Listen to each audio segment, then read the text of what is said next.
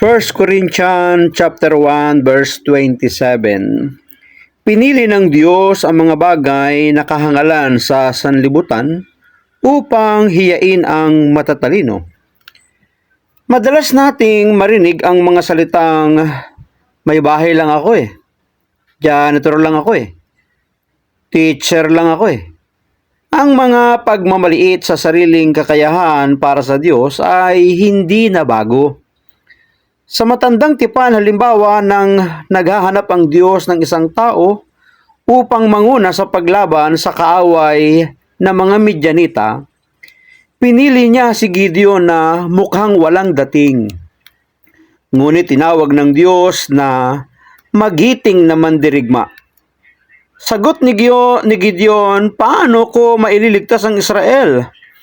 Ang aking angkan ang pinakamahina sa Manases at ako ang pinakahamak sa sambahayan ng aking ama. Ngunit sinabi niya, hindi ba kita sinugo? Ako'y makakasama mo. Si Gideon ang pinili ng Diyos para sa tungkuling ito dahil para sa kanya, walang taong mababa o walang silbi. Binigyan ng Panginoon si Gideon ng 300 tauhan lang sa halip na libu-libo upang Diyos lang ang mabigyan ng buong kalwalhatian sa tagumpay na kanyang matatamo. Itinuturo rin ni Apostol Pablo na pinipili at ginagamit ng Diyos ang mga tinatawag ng mundo na mangmang, mahina, hamak at mababa. Hinihiya niya ang mga marurunong at makapangyarihan upang walang sinuman ang magmalaki sa harapan ng Diyos. Kung pakiramdam mo ikaw ay napakaliit na tao lang, magbalik pansin sa tawag ng Diyos kay Gideon.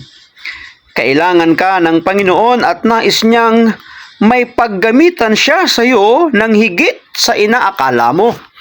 Kaya't huwag kang tatanggi, huwag kang mag-aatubili. Ginagamit ng Diyos ang karaniwang tao para ipagawa ang mga di karaniwang gawain. Kailangan lang tayo ay magpaubaya, ipagamit ang ating sarili sa Panginoon. Ang ipinapagawa ng Diyos sa atin ay may tuwang tanggapin ng bawat isa.